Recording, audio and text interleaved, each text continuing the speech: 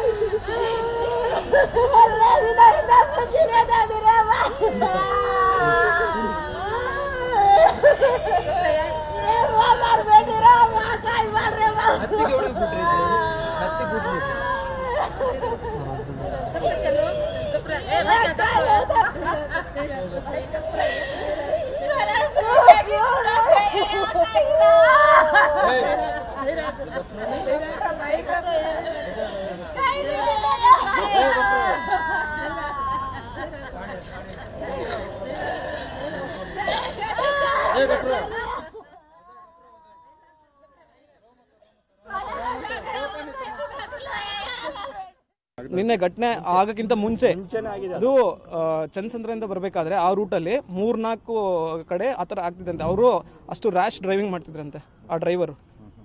ಅದಲ್ಲದೆ ಸರ್ ಅವ್ರ ಮದುವೆ ಆಗಿ ಬರೀ 2 ವರ್ಷ ಆಗಿದೆ. ಈಗ ಅವನ ಜೀವನ ಏನು, ಆ ಪಾಪು ಜೀವನ ಏನು, ಈ ತರ ಕೇರ್ಲೆಸ್ ಮಾಡಿ BMTC ತಮ್ಮ ಇಷ್ಟ ಬಂದಂಗೆ ಈ ತರ ಡ್ರೈವಿಂಗ್ ಮಾಡಿದ್ರೆ ಯಾರು ಜವಾಬ್ದಾರಿ ಇದಕ್ಕೆಲ್ಲ? BMTC ಅವರು ಇದುವರೆಗೆ ಒಬ್ಬರನ್ನ ಬಂದು ಏನಾಗಿದೆ ಏನಿಲ್ಲ, ಇದುವರೆಗೆ ಒಬ್ಬರ ಡ್ರೈವರ್ ಆಗಲಿ ಕಂಡಕ್ಟರ್ ಆಗಲಿ ಯಾರನ್ನ ಆಯ್ತಾರ ಅಲ್ಲಿ ಸ್ಪಾಟಲ್ಲಿ ಎಲ್ಲ ಓಡೋಗ್ಯಾರ. ಅವ್ರ BMTC ಅವರ ಅಧಿಕಾರಿಗಳು ಏನಿದಾರ ಅವ್ರು ಬಂದು ಮಾತಾಡಬೇಕು ನಮ್ಮ ಹತ್ರ. ಒಬ್ಬರಾದರೂ ಇದುವರೆಗೆ ಬಂದಾರ ಏನಾಗಿದೆ ಏನಿಲ್ಲ, ಅವ್ರ ಬಗ್ಗೆ ಕಾಳಜಿ ತೊಗೊಂಡಾರ ಅವರು. BMTC ಅದೇ ಥರ ನಾವು ಓಡಿಸೋದು ಗಾಡಿಗಳು ಆಗಿದೆ. ಬಟ್ ಆದ್ರೂ ಅವ್ರು ಯಾರೇ ರೆಸ್ಪಾನ್ಸ್ ಇದೆಯಾ ಅವ್ರದ್ದು? ರೆಸ್ಪಾನ್ಸ್ ಒಬ್ಬರನ್ನ ಬಂದು ರೆಸ್ಪಾನ್ಸ್ ಮಾಡಿದ? ಯಾರು ಮಾಡಿಲ್ಲ ಇಲ್ಲಿ ಇದುವರೆಗೆ. ಒಬ್ಬರನ್ನ ಬಂದಾರ ಇದುವರೆಗೆ ಅಧಿಕಾರಿಗಳು? ಯಾರನ್ನ ಅಧಿಕಾರಿಗಳು? BMTC ಅವರು ಇದುವರೆಗೆ ಒಬ್ಬರನ್ನ ಬಂದು ಏನಾಗಿದೆ ಏನಿಲ್ಲ. ನಿನ್ನೆ ಸಂಜೆ 6:30 ಸುಮಾರಿಗೆ ಆಗಿರುವಂತಹ ಘಟನೆ ಇದು. ದಂಪತಿ ಅಂದರೆ ಇಡೀ ಕುಟುಂಬ ಸಮೇತ ಅವರು ಪ್ರೋ ಕಬಡ್ಡಿ ನೋಡೋದಕ್ಕೆ ಅಂತ ಖುಷಿಯಾಗಿ ಮನೆಯಿಂದ ಹೊರಟಿರ್ತಾರೆ. ದಾರಿಯಲ್ಲಿ ಹೋಗಬೇಕಾದ್ರೆ ಬಸ್ ಡಿಕ್ಕಿ ಆಗುತ್ತೆ. ಈ ಸಂದರ್ಭದಲ್ಲಿ ಬೈಕ್ನಿಂದ ಕೆಳಗೆ ಬೀಳ್ತಾರೆ 3 ಜನ. ಅಂದರೆ ಪುಟ್ಟ ಮಗು ಕೂಡ ಅವ್ರ ಜೊತೆಲಿರುತ್ತೆ, ಗಂಡ ಹೆಂಡತಿ ಆ ಮಗು. ಈ ಸಂದರ್ಭದಲ್ಲಿ ಕೆಳಗೆ ಬಿದ್ದಂತಹ ಸಂದರ್ಭದಲ್ಲಿ ಬಸ್ನ ಹಿಂಬದಿಯ ಚಕ್ರ ಸೀಮಾ ಅವರ ತಲೆ ಮೇಲೆ ಹರಿದಿರುವಂಥದ್ದು. ಇನ್ನು ಅವರು ಹೆಲ್ಮೆಟ್ ಕೂಡ ಹಾಕಿದ್ರು ಅಂತ ಹೇಳಲಾಗ್ತಾ ಇದೆ. ಆದರೂ ಕೂಡ ಬಸ್ನ ಹಿಂಬದಿಯ ಚಕ್ರ ಹರಿದಿದ್ರಿಂದಾಗಿ ಅದರ ಒಂದು ತೀವ್ರತೆಗೆ ಅವರು ಸ್ಥಳದಲ್ಲೇ ಸಾವನ್ನಪ್ತಾರೆ. ಸದ್ಯಕ್ಕೆ ಅಲ್ಲಿ ಅವರ ಕುಟುಂಬಸ್ಥರು ಸಂಬಂಧಿಕರ ಆಕ್ರೋಶವನ್ನು ವ್ಯಕ್ತಪಡಿಸ್ತಾ ಇದ್ರು. ಇಷ್ಟೆಲ್ಲ ಆದರೂ ಕೂಡ ಸಂಬಂಧಪಟ್ಟಂಥ ಅಧಿಕಾರಿಗಳು ಯಾರೂ ಕೂಡ ಬಂದಿಲ್ಲ. ಏನಾಯಿತು ಅಥವಾ ಪರಿಹಾರ ಇರ್ಬೋದು ಅಥವಾ ಒಂದು ಸಮಾಧಾನ ಹೇಳುವಂತಹ ನಿಟ್ಟಿನಲ್ಲೂ ಕೂಡ ಸಂಬಂಧಪಟ್ಟಂಥ ಅಧಿಕಾರಿಗಳು ಯಾರೂ ಇಲ್ಲಿಗೆ ಬಂದಿಲ್ಲ, ಎಲ್ಲ ಎಸ್ಕೇಪ್ ಆಗಿದ್ದಾರೆ ಅಂತ ಆಕ್ರೋಶವನ್ನು ಅವರ ಕುಟುಂಬಸ್ಥರು ವ್ಯಕ್ತಪಡಿಸ್ತಾ ಇರುವಂಥದ್ದು ಕುಟುಂಬಸ್ಥರ ಆಕ್ರಂದನ ಕೂಡ ಆಸ್ಪತ್ರೆಯ ಬಳಿ ಮುಗಿಲು ಮುಟ್ಟುವಂಥದ್ದನ್ನು ನಾವು ಗಮನಿಸ್ತಾ ಇದ್ದೀವಿ. ಜೊತೆಗೆ ಆಕ್ರೋಶ ಕೂಡ ವ್ಯಕ್ತಪಡಿಸ್ತಾ ಇದ್ದಾರೆ. ಯಾಕಂತಂದ್ರೆ ಇಷ್ಟೆಲ್ಲ ಆದರೂ ಕೂಡ ಸಂಬಂಧಪಟ್ಟಂತ ಅಧಿಕಾರಿಗಳು, ಯಾಕಂದ್ರೆ BMTC ಬಸ್ಗೆ ಕಿಲ್ಲರ್ BMTC ಅಂತಾನೆ ಹೆಸರು ಬಂದಿರುವಂಥದ್ದು. ಯಾಕೆ ಅಂತಂದ್ರೆ ತಿಂಗಳಿಗೆ 1 ಅಥವಾ 2 ಈ ರೀತಿಯಾದಂಥ ಘಟನೆಗಳು ಆಗ್ತಲೇ ಇರುತ್ತವೆ.